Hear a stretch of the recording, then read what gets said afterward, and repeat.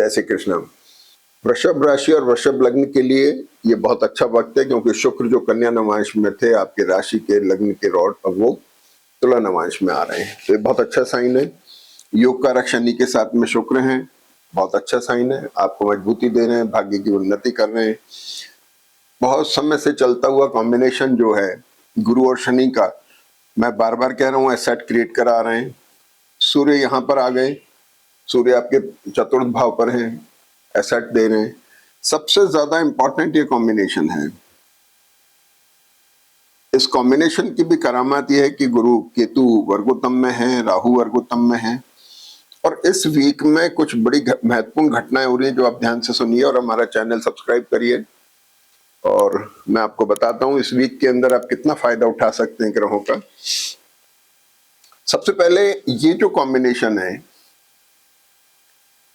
इसके ये जो कॉम्बिनेशन है ये इस हाउस को इफेक्ट कर रहा है, जो आपका एक्सपेंसेस बता रहा है, यानी कि आप इन्वेस्टमेंट कर रहे हैं, एसेट बना रहे हैं, फाइनेंशियल पार्ट पे बेटर है। बुध वर्ग की वक्री है और इस वीक में बुध वर्गोत्तम में आ रहे हैं। 14 मार्च के बाद से 5:30 बजे तो पैसा आ रहा है आपके पास में। मानसिक स्थिति अच्छी है, बच्चों को लेकर अच्छे डेवलपमेंट आ रहे हैं, कुछ अच्छी घटनाएं सुनने में आएंगी। जो मानसिक काम करने वाला लोग हैं उनके लिए बहुत अच्छा वक्त है और पैसा आ रहा है। प्रोफेशनल पार्ट पे बहुत अच्छा टाइम है। प्रोफेशन को मंगल ने, सूर्य ने बड़ा कवर किया हुआ है। जो स्ट्रेस था प्रोफेशनल पार्ट पे, वो राहु सूर्य के वजह से वो अब थोड़ा रिलीज हो रहा है। वो स्ट्रेस अब आपका वर्कलोड जो था अब आपके रिकॉग्निशन में कन्वर्ट हो रहा है, बहुत अच्छा साइन है। सेकंड हाउस में जो गुरु बैठे हैं ये वक्री हैं, ये गुरु मार्गी हो रहे हैं 11 मार्च को, तो थोड़ा लाइबिलिटीज क्रिएट कर सकते हैं, क्योंकि आप एसेट ले रहे हैं, लाइबिलिटीज बढ़ सकती हैं। लाइबिलिटीज देखिए, ग्रहों के असर जो है हमें 3 तरह से देखने चाहिए, फिजिकल, मेंटल, फाइनेंशियल।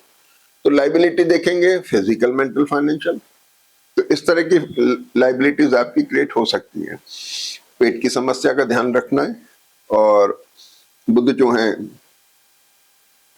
मंगल और बुध साथ में है, और मंगल और सूर्य जो है, मंगल यहाँ अस्त हैं, मंगल और सूर्य एग्रेशन देते हैं, थोड़ा केयरफुल रहने की जरूरत है। वर्किंग में एग्रेशन नहीं आना चाहिए, बोलने पे ध्यान रखना है, केयरफुल रहना है। और सबसे बड़ी चीज क्या हुई कि इस वीक की शुरुआत के अंदर वृषभ राशि में के लॉर्ड शुक्र हैं, ये तुला नवांश में आ रहे हैं 10 मार्च को। 10 मार्च से तुला नवांश में आने से नीच का करेक्टर उसका खत्म होगा। कफ कोल्ड टूथ प्रॉब्लम अगर है तो उसमें राहत मिलेगी, आपकी पोजीशन स्ट्रेंथन होगी, मजबूत होगी। बुध के लिए मैंने बताया वक्री और वर्गोत्तम में हो रहे हैं बुध यहाँ पर, ये आपको पैसा दे रहे हैं, पैसा दे रहे हैं। ये 14 मार्च के बाद से बुध आपको बहुत अच्छा फायदा दे रहे हैं। सिंह राशि जो है, इसके लॉर्ड सूर्य अपनी जगह पर दृष्ट है, लेकिन इस वीक में 15 तारीख के बाद में सूर्य जो है वीकेंड में शिफ्ट होकर के मीन राशि में आ रहे हैं, तो 1 महीना वहां पर रहेंगे। तो शुक्र शनि शुक्र और सूर्य का कॉम्बिनेशन रहेगा, जो बड़ा एक्सप्लोरिंग कॉम्बिनेशन है। तो इस वीक में और वीकेंड में लगातार एसेट खरीदने की टेंडेंसी लगातार बनी हुई है। ट्रेवल भी हो सकती है और एसेट का लिक्विडेशन भी हो सकता है, पुराने निकाल दिए, नए ले लिए। स्पेशली जो लोग गोल्ड सिल्वर या शेयर्स का काम करते हैं वो लोग खरीद फरोख्त जरूर करते दिख रहे हैं। अच्छा, अब आ जाइए मैरिटल और बिजनेस रिलेशन, जिसका लॉर्ड मंगल है और मंगल वर्गोत्तम में जा रहे हैं, कुंभ राशि में वर्गोत्तम में है 12 मार्च के बाद से। आइडियल पोजीशन है साहब, फायदा उठाने की पूरी। मैरिटल और बिजनेस रिलेशन में स्ट्रेंथ आ रही है, मजबूती आ रही है। जो थोड़े डलीमा में थे, जो थोड़े स्ट्रेसफुल थे, वो थोड़े स्ट्रांग हो रहे हैं, मजबूत हो रहे हैं। और वीकेंड में जब सूर्य बदल जाएंगे तो राहु मंगल का कॉम्बिनेशन तो बहुत कमाल का कॉम्बिनेशन है। दोनों ग्रह वर्गोत्तम में है, नमांश में ही वर्गोत्तम में है। तो अगला वीक आपके लिए और भी ज्यादा महत्वपूर्ण है। प्रोफेशनल पार्ट पे, मैरिटल और बिजनेस रिलेशनशिप के पार्ट पे, आपके इन्वेस्टमेंट्स को लेकर के बहुत अच्छा वक्त है। एसेट के लिए मैंने आपको बता ही दिया, भाग्य कारक शनि बहुत अच्छी पोजीशन में, लेकिन कन्या नवांश में होने से थोड़ा इसमें इनर्शिया है, फ्रीजिंग है। बाकी बहुत अच्छा चार्ट इस समय चल रहा है। देखिए, चंद्रमा वीक ये शुरुआत में तुला राशि में है और सुबह 9:30 बजे वृश्चिक में आ जाते हैं। वृश्चिक में चंद्रमा आ गए, मंगल अपने से चौथे बैठे हुए हैं, इसको स्ट्रेंथ दे रहे हैं, मजबूती दे रहे हैं। मंगल राहु केतु के साथ में जो ग्रह आ जाते हैं वो मैंने बराबर कहा हुआ है कि वो एक्टिव हो जाते हैं, उनमें थोड़ी सी एक्टिविटी बढ़ जाती है उनकी। तो यहाँ पर चंद्रमा स्ट्रांग हो गए, मंगल उच्च नवांश में है। 12 तारीख तक मंगल मकर नवांश में है, तो मंगल स्ट्रांग है, तो चंद्रमा भी स्ट्रांग हो गया। मानसिक स्थिति अच्छी है, निर्णय लेने की क्षमता है, बड़े निर्णय ले सकते हैं। मैरिटल और बिजनेस रिलेशन, प्रोफेशन, इनको लेकर के आप महत्वपूर्ण निर्णय लेने की स्थिति में हैं।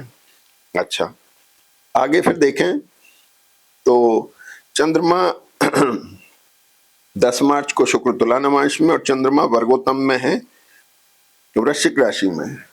चंद्रमा वृश्चिक राशि वर्गोत्तम में है 10 मार्च को दिन में 12 बजे से शाम को 7 बजे तक। तो आपको अच्छी शुरुआत के लिए बिजनेस मीटिंग, टाई अप्स करना किसी से, किसी भी उसके लिए इस समय को इस्तेमाल कर सकते हैं, अति उत्तम समय। 11 मार्च को एक खास घटना हुई कि गुरु जो बहुत समय से वक्री चल रहे थे मार्गी हो गए। तो सेकंड हाउस के गुरु मार्गी हुए, लाइबिलिटी से कारक तो है ही, इसमें कोई डाउट नहीं है, लेकिन 8th लॉर्ड होने की वजह से ये आपकी जो भाग दौड़, मेहनत, ट्रैवल थी उस पर थोड़ा विराम लगेगा। तीर्थ यात्राएं भी हुई हैं, मंदिरों के दर्शन भी हुए हैं। जिनकी जन्म पत्री में गुरु अष्टमेश और द्वादशेश है, वो जब भी आएंगे कहीं ना कहीं तीर्थ यात्रा में जरूर जाएंगे, कोई ना कोई दर्शन करने जरूर जाएंगे, ऐसी स्थितियां दिखती हैं। तो गुरु एसेट क्रिएट करा रहे हैं। शनि और गुरु की दृष्टि आपके एसेट के भाग को बहुत स्ट्रांग बना रही है, बहुत अच्छा साइन है। 11 मार्च को चंद्रमा धनु राशि में आ जाते हैं। अब देखिए, गुरु मार्गी हो गए और चंद्रमा भी यहाँ आ गए 11 मार्च को। तो चंद्रमा मन का कारक है। सारी जन्म पत्री अपने यहाँ चंद्र कुंडली बनाई जाती है, सूर्य कुंडली बनाई जाती है। चंद्र मनोबल के कारक हैं, सूर्य आत्मबल के कारक है। तो जो आत्मबल अभी टूटा हुआ था, डिप्रेशन सा लग रहा था, अब थोड़ा राहु से दूर होके सूर्य आपको आत्मबल बढ़ा रहे हैं। इधर चंद्रमा भी आ गए धनु राशि में, बहुत स्ट्रांग पोजीशन बन रही है। निर्णय लेने की क्षमता है, बड़े निर्णय अब आप ले सकते हैं, स्ट्रेस से बाहर आ रहे हैं। अब देखिए 11 मार्च को तो चंद्रमा धनु राशि में है, गुरु मार्गी हुए हैं, और 12 मार्च को मंगल कुंभ में आ गए वर्गोत्तम में। ये 12 मार्च को कुंभ में वर्गोत्तम में मंगल आ गए। अब देखिए कितनी स्ट्रांग पोजीशन बन गई है, इन्वेस्टमेंट्स को लेके, बिजनेस प्रोफेशन के डीलिंग्स को लेके, मैरिटल और बिजनेस रिलेशनशिप को लेके, आपके कामकाज को लेके एक्सीलेंट पोजीशन बन रही है, जिसका आपको पूरा फायदा उठाना चाहिए। नौकरी ढूंढ रहे हैं तो नई ढूंढिए, मिल जाएगी, बहुत अच्छी। काम धाम के अंदर कुछ नई शुरुआतें करना चाह रहे हैं, बहुत अच्छा वक्त है। इसके बाद में शुक्र वृश्चिक नवांश में है और 14 तारीख को चंद्रमा धनु में वर्गोत्तम तक है, सुबह 9:30 तक, और उसी दिन मकर में आ जाते हैं जो 9:30 से 16 बजे तक, यानी शाम को 4 बजे तक वर्गोत्तम में। तो कुल मिलाकर के 14 तारीख आपकी इंपॉर्टेंट है। उस दिन भी आप बहुत अच्छे नई शुरुआतें, टाई अप्स करना हुआ, बिजनेस मीटिंग्स हुई, ये महत्वपूर्ण निर्णय आप उस दिन ले सकते हैं। कोई खरीदारी हुई, किसी को या प्रॉपर्टी खरीदने में कुछ आपने एडवांस देना हुआ, बहुत अच्छा वक्त है, इस समय आप कर सकते हैं।